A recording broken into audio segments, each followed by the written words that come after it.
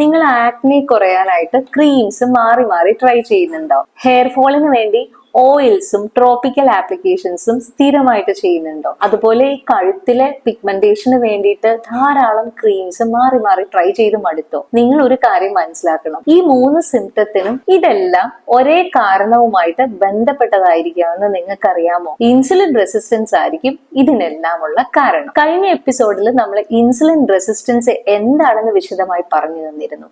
ഇത് insulin resistance അവയർനെസിന്റെ 2ാമത്തെ എപ്പിസോഡാണ്. ഇവിടെ നമ്മൾ ഇൻസുലിൻ റെസിസ്റ്റൻസിന്റെ 10 ലക്ഷണങ്ങളെ കുറിച്ചാണ് എക്സ്പ്ലെയിൻ ചെയ്യുന്നത്. Insulin resistance awareness series miss ആവാതിരിക്കാൻ ഇപ്പൊ തന്നെ അക്കൗണ്ട് ഫോളോ ചെയ്തോളൂ. ഇൻസുലിൻ റെസിസ്റ്റൻസിന്റെ ഒരു പ്രധാന ലക്ഷണം കഴുത്തിന്റെ പിന്നിലുള്ള കറുപ്പ് നിറമാണ്. ഈ പിഗ്മെന്റേഷനെ നമ്മൾ അക്കൻഡോസിസ് നൈഗ്രിക്കൻസ് എന്നാണ് പറയുന്നത്. സ്കിൻ ടാഗ്സ് ആണ് ഇൻസുലിൻ റെസിസ്റ്റൻസിന്റെ 2ാമത്തെ ലക്ഷണം. കഴുത്തിലും കക്ഷത്തിലും ഒക്കെ കാണുന്ന ചെറിയ സ്കിൻ ടാഗ്സ് നിങ്ങളുടെ മെറ്റബോളിസവുമായിട്ട് ബന്ധപ്പെട്ടിരിക്കുന്നു. 3ാമത്തെ ലക്ഷണം അനാവശ്യമായിട്ടുള്ള രോമ വളർച്ചയാണ്. നിങ്ങളുടെ അപ്പർ ലിപ്സിലും ജോ ലൈനിലും ഒക്കെ തിക്ക് ആയിട്ടുള്ള ഹെയർ പ്രത്യക്ഷപ്പെട്ടു തുടങ്ങും. 4ാമത്തെ ലക്ഷണം ജോ ലൈൻ ആക്നീസ് ആയിരിക്കും, പ്രത്യേകിച്ചും വലിപ്പമുള്ള വേദനയുള്ള സിസ്റ്റിക് ആക്നീസ്. ഇത് ഒരേ പൊസിഷനിൽ തന്നെ റിപ്പീറ്റഡ് ആയിട്ട് വന്നുകൊണ്ടേയിരിക്കും. 5ാമത്തെ ലക്ഷണം ഹെയർ തിന്നിങ്ങും ഹെയർ ഫോളുമാണ്. അതായത് നിങ്ങളുടെ നെറ്റി കയറുക, പാർട്ടീഷന്റെ വീതി കൂടി വരിക എന്നിങ്ങനെയുള്ള ലക്ഷണങ്ങൾ കാണിക്കും.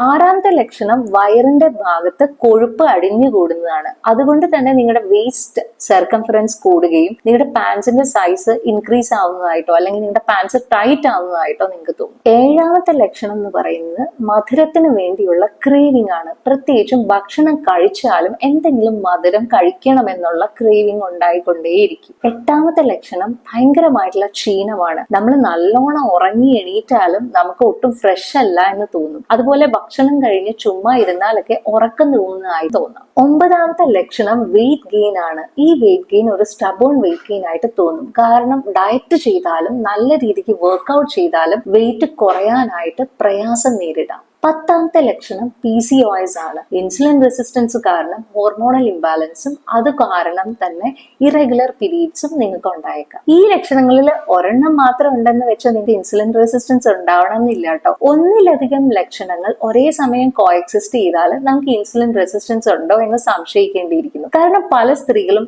ആക്നെക്ക് വേറെ ട്രീറ്റ്മെന്റ് എടുക്കും, ഹെയർ ഫോളിന് വേറെ ട്രീറ്റ്മെന്റ് എടുക്കും, പിഗ്മെന്റേഷന് വേറെ ഡോക്ടറെ കാണിക്കും. അവർ ഇതെല്ലാം ഇൻസുലിൻ റെസിസ്റ്റൻസ് കൊണ്ടാണ് വരുന്നതെന്ന് മനസ്സിലാക്കും.